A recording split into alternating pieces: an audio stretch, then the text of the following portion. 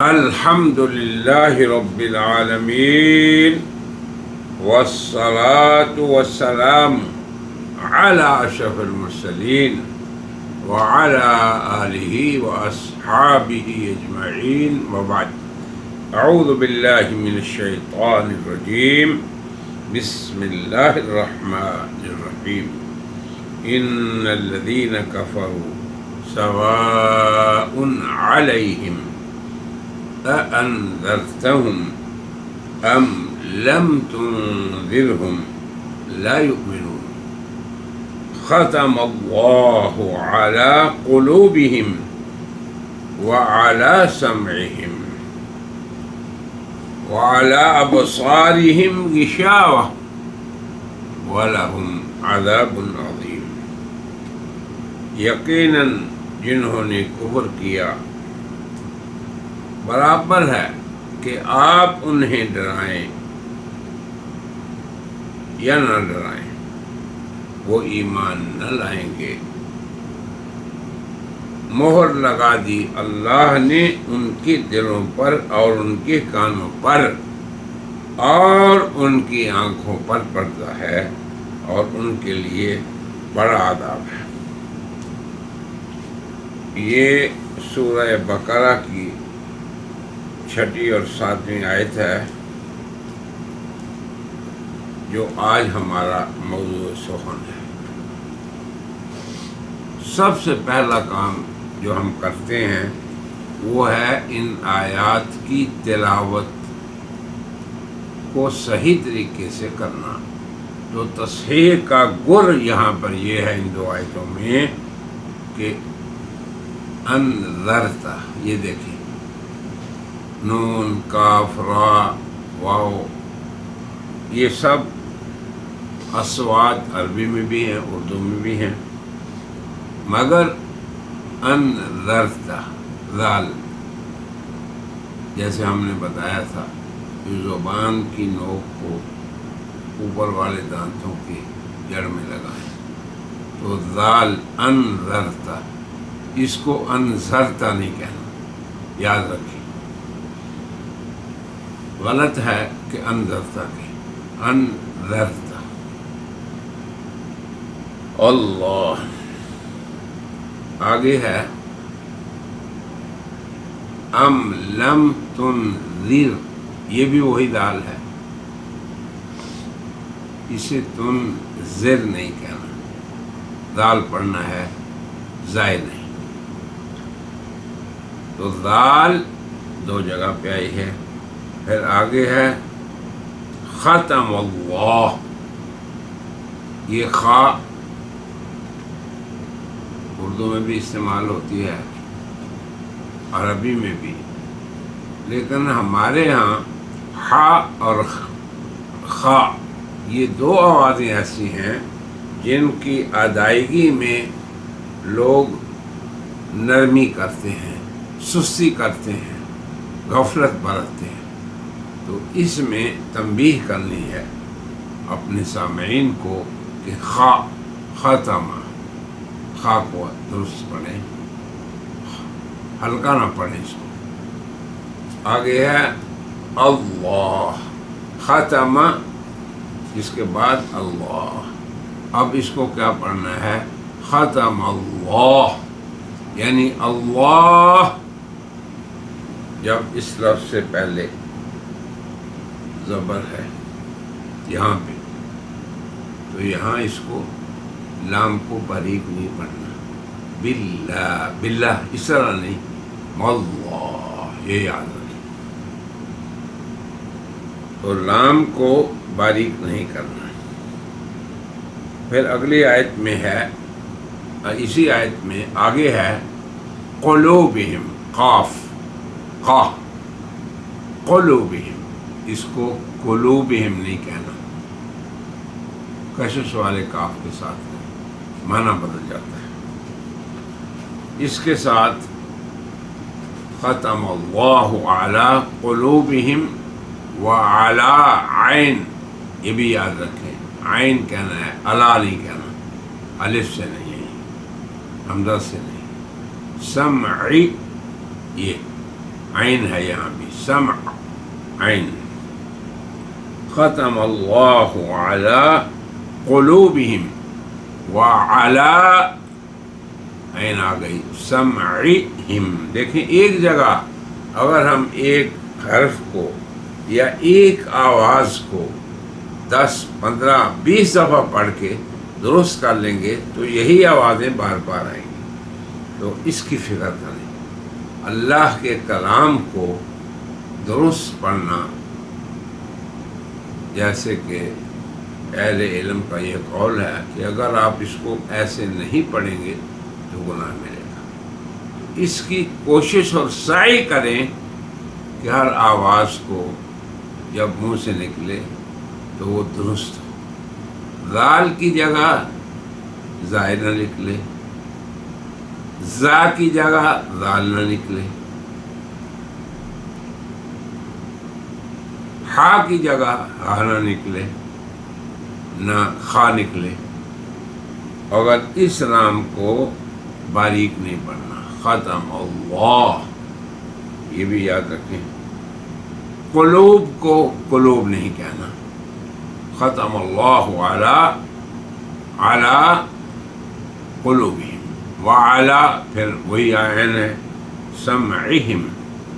پھر آگے سمع نہیں کہنا، اس کو حمزہ نہیں پڑھنا اس کو. اور جیسے قلوب کے قاف پہ ہم نے زور دینا ہے اور محنت کرنی ہے، اس طرح سمع کے عین پہ بھی محنت کرنی ہے. آگے ہے وَعَلَىٰ أَبْصَارِهِمْ. یہ صاد ہے، سین نہیں. ابصارہم نہیں کہنا، ابصارہم. تھوڑا سا تکلف کریں گے تو پھر اللہ تعالیٰ اپنے فضل سے اس قرآن کو ہماری زبان پہ جاری کر دے. پھر آگے ہے عذاب عظیم. 2 کلمات ہیں یہ. پہلا عذاب، اس کو عذاب نہیں کہنا، عذاب الف اور زائے نہیں ہے. ع پھر آگے دال، عذاب. پھر آگے ہے عظیم، عظیم. واہ، واہ واہ نقطہ والا. اس کو عظیم نہیں کہنا کیونکہ شروع میں الف نہیں، حمزہ نہیں، شروع میں عین ہے اور آخر میں زائے نہیں، میم سے پہلے. اس لیے عظیم، عظیم نہیں. اللہ تعالیٰ ہماری زبان پہ سہل کر دے اور سب حضرات اس کا خیال رکھیں. اب اس گر کے بعد دوسری چیز ہے کہ اب ہمارے پاس جو آیات آ گئی ہیں، اب 2 آج والی آیت اور 5 پہلی، تو ان میں باہمی ارتباط اور جو مسائل علمیہ اور معارف قرآنیہ جن سے آپ کی علمی اور روحانی ترقی ہوگی، بات ایمان اور اسلام کی ہو رہی ہے. تو جیسے اللہ نے شروع میں کتاب کا تعارف کرایا کہ یہ لا ریب ہے اور یہی اہل تقوی کے لیے ہدایت ہے،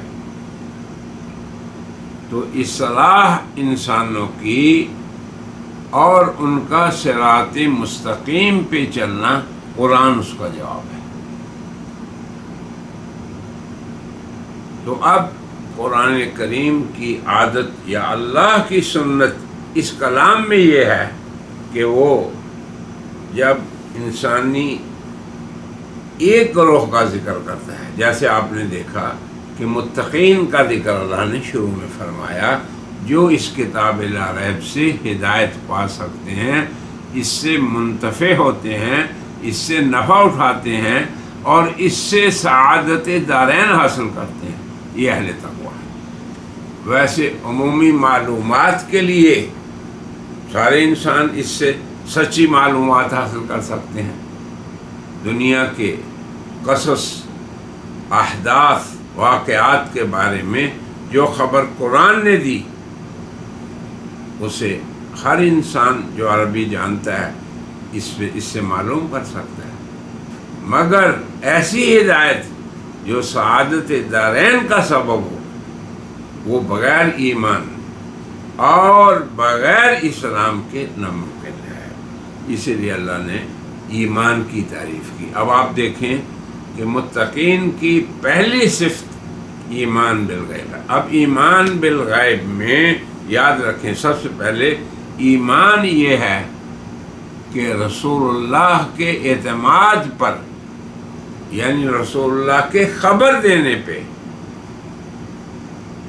ہم ہر اس چیز کو حق سمجھیں جو آپ نے خبر دی. دیکھیں اللہ کا کلام قرآن کریم، اس کا محبت جناب رسول اللہ ہے. تو ایمان لغت میں بھی کسی شخص کے اعتماد پہ یقین کر لینا، بات مان لینا، اس کو سچا سمجھ لینا، یہ ایمان ہے. اور اگر آپ نے مشاہدہ کرنے کا مطالبہ کیا یا آپ نے مانا مشاہدے کے بعد، تو یہ ایمان نہیں کہلاتا. یاد رکھیں. یا محسوس کرنے کے بعد بغیر دیکھے، اندیکھے، یہ ہے. اور بغیر مادی طور پہ محسوس کرنے کے بعد ہاتھ لگا لیا تو کہا یہ شیشہ ہے، ایسی بات نہیں. یہ ہے ایمان. تو شریعت کے اندر یہ ہے کہ جناب رسول اللہ صلی اللہ علیہ وسلم پہ اعتماد کرتے ہوئے جو آپ فرمائیں اس کو دل سے، دل کے یقین سے، اعتقاد جازم سے مان لینا، یہ ہے ایمان. تو ایمان اس اعتبار سے دل کا فعل ہے، تصدیق دل کا فعل ہے. اور جبکہ اسلام اطاعت فرما برداری کا نام ہے، اور وہ انسان اپنے ظاہر اور جوارح سے کرتا ہے. اب آپ نماز کو فرض سمجھتے ہیں، یہ ایمان ہے، یہ فریضہ ہے. جنت کو مانتے ہیں، دوزخ کو مانتے ہیں، عذاب کو حق مانتے ہیں، نعمتوں کو حق مانتے ہیں. یہ سب غیب میں آتی ہے. مگر یہاں پہ عملیات کا بھی ذکر ہوا، اقامت صلاۃ کا بھی، اور انفاق مما رزقناہم، جو ہم نے دیا، اللہ نے دیا، اس سے خرچ کرنے کا. ہمیشہ ہر حال میں کوئی عبادت انسان کرے، مالی یا بدنی، اپنے رب سے اس کا تعلق. اقامت صلاۃ کس کے لیے کرتا ہے بندہ؟ اللہ کے لیے. اور نمونہ کون ہے؟ صلو کما رأیتمونی اصلی، جناب رسول اللہ، ایسی نماز جیسے آپ نے پڑھی. تو یہ اقامت صلاۃ ہے. اور پھر مالی بات کیا ہے کہ دیا ہوا مال اللہ کا ہے. یہ تصور ہو کہ یہ امانت ہے مال میرے پاس، جیسے میری زندگی امانت ہے، میرا جسم امانت ہے، تو میں اس کو اللہ کا فرما بردار بناؤں. یہ اقامت صلاۃ. تمام بدنی عبادات اس کے اندر آ جاتی ہیں.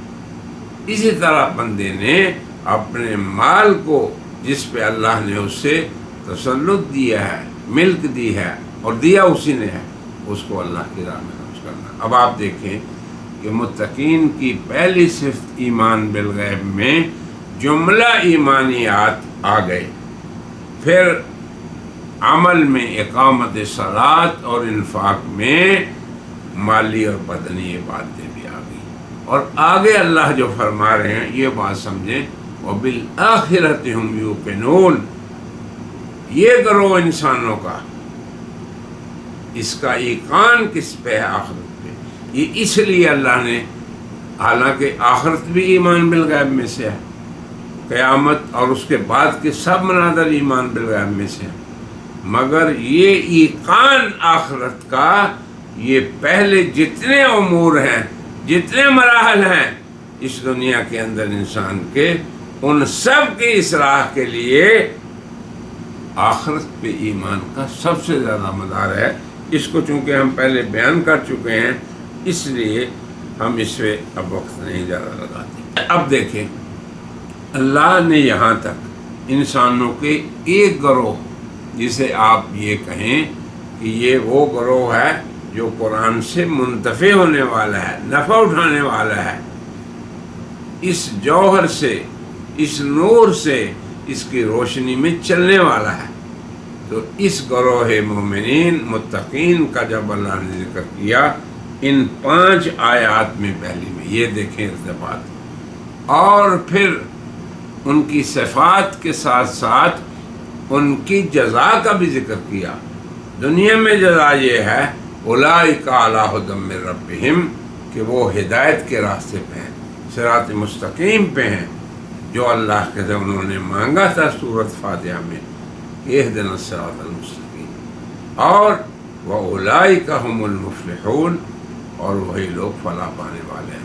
آخرت میں ان کا انجام خیر بھی اللہ نے ذکر فرما دیا۔ اسی طرح اب ہم دیکھتے ہیں کہ اس کے بعد اللہ تعالیٰ اپنی سنت کے مطابق اہل ایمان کا اگر اللہ نے ذکر کیا تو اب اس کے بعد فرمایا ان الذین کفروا، اب اہل کفر کا ذکر ہوا۔ ایمان دل سے تصدیق اور ظاہر سے فرمانبرداری کا نام ہے۔ یاد رکھیں، ایمان کے بغیر ظاہری انقیاد کی کوئی قیمت نہیں۔ یہ مجھے ابھی مولانا شاہ صاحب کی بات آ گئی کہ ایمان اس کا سفر دل سے شروع ہوتا ہے اور ظاہر تک پہنچتا ہے، اور اسلام اس کا سفر ظاہر سے شروع ہو کر دل تک پہنچتا ہے۔ تو ایمان بغیر اسلام کے، بغیر اللہ کی فرما برداری عملی طور پر کرنے کے، اور ظاہری اعمال، ظاہری فرما برداری بغیر اندر کے یقین کے، اس کا کوئی اعتبار نہیں۔ تو اب کفر والے لوگ کون ہیں؟ کفر کا معنی ہے چھپا دینا کسی چیز کو۔ اللہ نے عقل دی آپ کو، اللہ نے سمجھ دی انسان کو اور اسے مکرم بنایا، اسی لیے تو اللہ بار بار انسانوں کو عقل کو حرکت دینے کا حکم دیتے ہیں، اس نعمت کو استعمال کا اللہ حکم دیتے ہیں۔ 2 آنکھیں دی اللہ نے کہ تم اس سے دونوں راستوں کو جانو، یہ ہدایت کا، یہ منعم علیہم بندوں کا، اور یہ مغضوب علیہم کا۔ ابھی دیکھیں سورۃ فاتحہ میں کیوں ہم کہتے ہیں یوم القرآن ہے، کہ اس نے بھی وہ دونوں فریقوں کا ذکر کر دیا۔ تو اب یہ دیکھیں کہ جن لوگوں نے اللہ کی نعمتوں کو چھپایا، تسلیم نہیں کیا، کفر کا معنی چھپانا، یعجب الزراع لیغیظ بہم الکفار، جب انسان کھیتی بوتا ہے بہت عمدہ ہوتی ہے، خوش ہوتا ہے، اور دوسرے لوگ ان کو تکلیف بھی ہوتی ہے، تو یہ ہے اہل کفر کا کام۔ وہ اللہ کی نعمت کو چھپاتے ہیں۔ سب سے بڑی اللہ نے نعمت دی یہ قرآن حکیم، یہ نور عطا فرمایا۔ اللہ کے رسول پہ یہ قرآن نازل ہوا، اللہ کے رسول نے اس کا افصاح و بیان فرمایا، یہ بھی یاد رکھیں، اور منعم علیہ بندوں کی سیرت اس کے سامنے رکھی، نبیین، صدیقین، شہداء، صالحین، سب کے سامنے ہے۔ کوئی اب لگی چھپی بات نہیں رہ گئی دنیا میں، مگر پھر بھی ان لوگوں نے کیا کیا کہ چھپایا۔ اب دیکھیں کیا کچھ چھپایا انہوں نے، ان الذین کفروا سواء علیہم، اب انہوں نے کیا چھپایا؟ اللہ تعالیٰ کی طرف سے آنے والی جو ہدایت تھی اور جو حق تھا اس پہ پردہ ڈال دیا۔ یہ ہے مطلب کفر کا۔ یاد رکھیں کہ کفر والے لوگ جنہوں نے یہ فیصلہ کر لیا ہے کہ ہم نے حق کو نہیں تسلیم کرنا، ان کے بارے میں ایک حکم اللہ نے اپنے رسول کو دیا جسے یہاں بیان کیا، فرمایا کہ برابر ہے کہ آپ انہیں ڈرائیں یا نہ ڈرائیں۔ اس آیت کے اندر جناب رسول اللہ کے لیے تسلی دی جا رہی ہے، کیونکہ آپ کی طبیعت مبارکہ یہ تھی کہ لوگ جب قبول نہیں کرتے تھے حق کو، چھپاتے تھے اسے، کفر کرتے تھے، انکار کرتے تھے، تو یضیق صدرک، تو آپ کا سینہ تنگ ہوتا تھا۔ وَلَقَدْ نَعْلَمُ أَنَّكَ يَضِيقُ صَدْرُكَ بِمَا يَقُولُونَ، جب اس قرآن کو وہ سحر کہتے تھے تو حضور صلی اللہ علیہ وسلم کو تکلیف ہوتی تھی، اور جب اس حق کو قبول نہیں کرتے تھے تو اللہ فرماتے ہیں لَعَلَّكَ بَاخِعٌ نَفْسَكَ أَلَّا يَكُونُوا مُؤْمِنِينَ۔ ان لوگوں نے کفر اختیار کیا اور ایمان کو نہیں اختیار کیا تو آپ اپنے آپ کو ہلاک کر دیں۔ یہ کیفیت تھی رسول اللہ صلی اللہ علیہ وسلم کی۔ تو اس آیت میں جب اہل کفر کا اس فریق کا ذکر شروع ہوا تو اللہ نے اپنے نبی کو تسلی دی کہ آپ ڈرائیں یا نہ ڈرائیں، لا یؤمنون، یہ لوگ ایمان کو اختیار نہیں کریں۔ تو اس میں جناب رسول اللہ صلی اللہ علیہ وسلم کی تسلی ہے، اور ان کو اس کیفیت سے اللہ نکالنا چاہتے ہیں کہ اگر یہ لوگ ایمان نہیں لاتے تو سبب اس کا ان کا عناد ہے، جس کی اللہ نے سزا ان کو یہ دی ہے، ختم اللہ علی قلوبہم وعلی ابصارہم وعلی سمعہم، کہ اللہ نے مہر ثبت کر دی۔ اب انہوں نے جیسے حق کو چھپایا، اس پہ پردہ پوشی کی، بالکل اس کی جزا ان کے عمل کے مطابق اللہ نے دی۔ وہ کیا کہ اللہ نے کس سے ان کے دلوں کو چھپایا؟ مہر لگ گئی۔ اب جب کسی چیز کو آپ بند کر دیں، یہ ہے مہر لگانا۔ وَعَلَىٰ سَمْعِهِمْ، ان کے کانوں پہ بھی مہر لگ گئی، تو ان کو بدلہ ان کے عمل کے مطابق ملا، جیسے متقین کو بدلہ ان کے عمل کے مطابق ملا، اسی طرح جن لوگوں نے حق کو زبان رسول اللہ سے سنا یا حق کو بزبان قرآن سنا اس کے بیان سے، یہ قیامت تک ایسے ہی ہے، پھر بھی انہوں نے عناد کا راہ اختیار کی۔ کیا راہ اختیار کی؟ پردہ ڈالا اس پہ، چھپایا اس کو۔ تو اب یہ بتائیں کہ جب وہ اللہ کی بات کو چھپا رہے ہیں تو اللہ نے ان کو کیا بدلہ دیا؟ ان کے دلوں اور کانوں پہ پردہ آ گیا۔ تو یہ ہے بالکل ان کے عمل کے مطابق سزا۔ یہاں پہ یہ نہ کوئی سمجھے کہ اللہ تعالیٰ جبراً لوگوں کو کافر بنا دیتا ہے، ایسی بات نہیں۔ اللہ تو جبراً لوگوں کو مومن بھی نہیں بناتا، ہر انسان اپنے اختیار سے وَمَنْ شَاءَ فَلْيُؤْمِنْ، ایمان کو اختیار کرتا ہے، وَمَنْ شَاءَ فَلْيَكْفُرْ، اپنے ارادے سے کفر کو اختیار کرتا ہے۔ یہ مسئلہ یہیں پہ آپ سمجھ لیں اور اپنی فکر درست فرما لیں اور اپنے مبلغ علم کو صحیح فرما لیں۔ تو یہ بات ہو گئی اہل کفر کے عناد کی، اور پھر اس کی سزا بھی اللہ نے ساتھ ہی بتا دی۔ کیا کہ آپ ڈرائیں یا نہ ڈرائیں۔ اس میں تسلی بھی ہے دی جناب رسول اللہ کو کہ آپ کا کام کیا ہے، ان علیک الا البلاغ، پہنچا دیں بس۔ اب پہنچانا کس چیز کو ہے؟ اللہ کے کلام کو، اور اللہ سے زیادہ کون اپنے کلام کو فصیح بنا سکتا ہے، قابل فہم بنا سکتا ہے؟ یاد رکھیں آپ بھی، اللہ نے قرآن کے بارے میں فرمایا ہے وَلَقَدْ يَسَّرْنَا الْقُرْآنَ۔ اب جسے اللہ آسان بنائیں فَهَلْ مِن مُدَّكِرٍ، کوئی نصیحت تو حاصل کریں۔ اس مسئلے کو اچھی طرح سمجھ لیں، کیونکہ بعض لوگوں کے دلوں میں یہاں یہ شبہ آتا ہے۔ اس کا جواب بھی ہم نے دے دیا۔ تو اس کے بعد کیا ہے کہ اللہ نے ان کے کیے کا بدلہ ان کے عمل کے مطابق دیا۔ کیا کہ دلوں پر ختم اور آنکھوں پر وعلی ابصارہم غشاوہ، پردہ، یہ ہے جزاء وفاقہ۔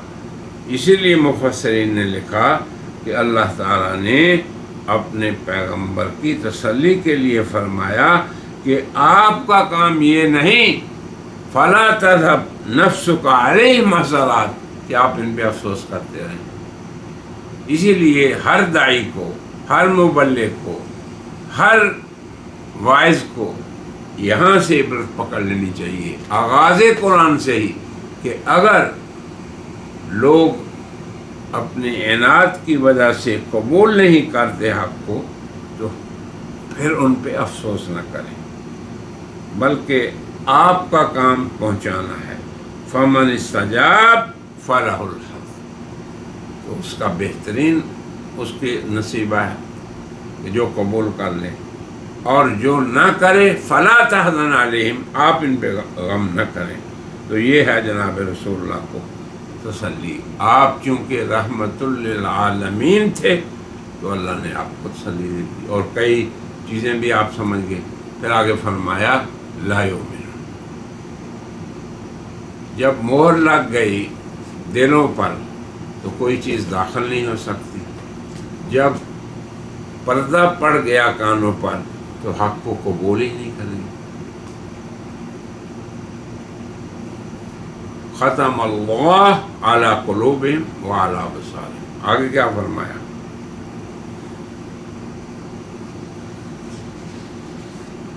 اس کے بعد ارشاد فرمایا ختم اللہ علی قلوبہم وسمعہم، یہ ختم کا تعلق ہے، یاد رکھیں آپ، ختم قلوب پر اور کانوں پر، یہ قرآن کے نص میں ذکر ہوا ہے۔ اور آگے کیا ذکر ہوا؟ وَعَلَىٰ أَبْصَارِهِمْ غِشَاوَةٌ، اب بصر ابصار کی جمع ہے، یعنی جس سے انسان دیکھتا ہے۔ اب اس پہ ختم کا ذکر نہیں کیا بلکہ غشاوۃ، پردے کا ذکر کیا۔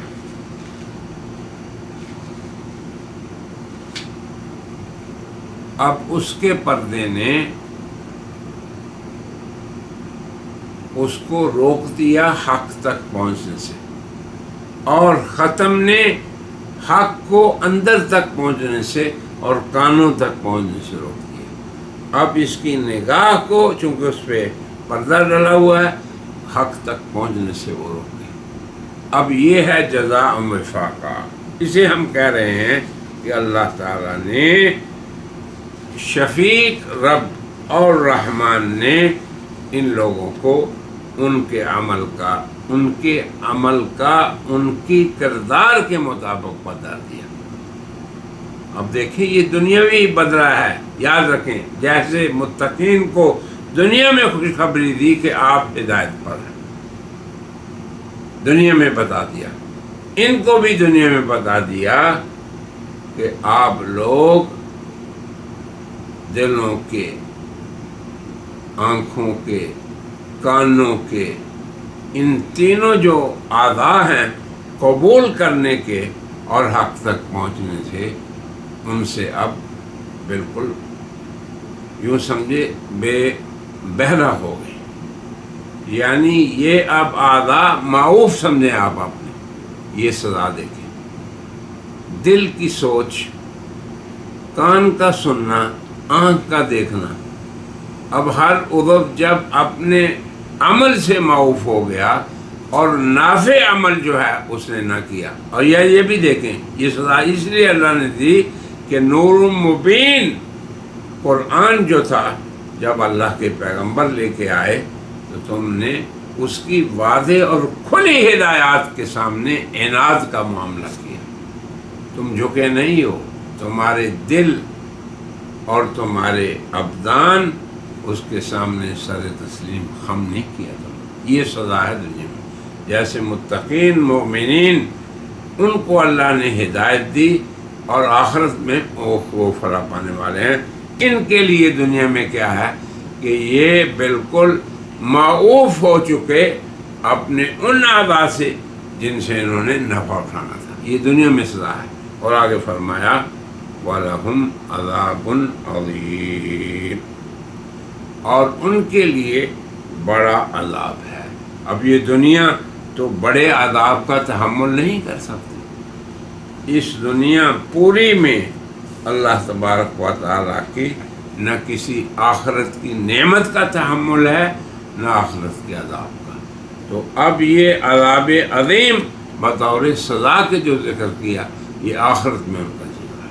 تو اب دیکھیں پہلا گروہ انسانوں کا مومنین متقین، اس کا ذکر ہوا، اس کا انجام بھی بیان کیا، دنیا میں اس کی حالت بھی بیان کی اور آخرت میں بھی، اور اسی کے مطابق اور اللہ کی یہ سنت ہے کہ دوسرا گروہ جو اہل کفر ہیں ان کی حالت و کیفیت کو اور دنیا میں ان کی حالت کو بھی بیان کیا اور آخرت میں ان کے انجام کو۔ تو یہ ارتباط بھی ہے آیات کا آپس میں، اور یہ قرآن کی فضاحت بیان بھی ہے۔ اسی لیے تو اللہ نے فرمایا کہ اگر تم پھر بھی اس کتاب لا ریب میں شک کرو فاتوا بسورۃ من مثلہ، اس جیسی کوئی صورت لاؤ۔ تو جو ہم اس قرآن کے اندر چلتے جائیں گے ہمارے اوپر بھی اس کی فصاحت و بلاغت اور اس کا ارتباط اس کی آیات کے مابین اور پھر اس کے مضامین کا علو اور سمو اور سربلندی یہ ہم پہ کھلتی رہے گی۔ اللہ تعالیٰ اللہم انفعنا بالقرآن الکریم، اللہم اسعدنا فی الدارین بہذا القرآن العظیم۔ یا اللہ اس قرآن کو ہمارے لیے ہماری اس زندگی میں رہنما بنا اور ہمیں مشہور رکھ اسی کی تلاوت میں آنا اللیل و اطراف النہار، رات اور دن کے مختلف اوقات میں۔ اور اے اللہ اس کی محبت کو تو ہمارے دلوں میں ڈال دے، اور پھر رسول اللہ نے فرمایا کہ اس سے زیادہ اللہ کا قرب اور کس چیز سے ہو سکتا ہے جو اللہ سے ملے۔ تو ہم یہ سمجھ کے اس قرآن کریم کی تلاوت بھی کریں اور اس کی تفسیر و ترجمہ بھی سنیں کہ یہ ہمارے رب کا ہمارے نام مبارک ہے۔ اللہ تعالیٰ یہ سمجھ ہمیں عطا فرمائے۔ اللہم اجعلنا من عبادک المؤمنین المخلصین وافتح علینا فتوح العارفین، آمین یا رب العالمین۔ وآخر دعوانا الحمد للہ۔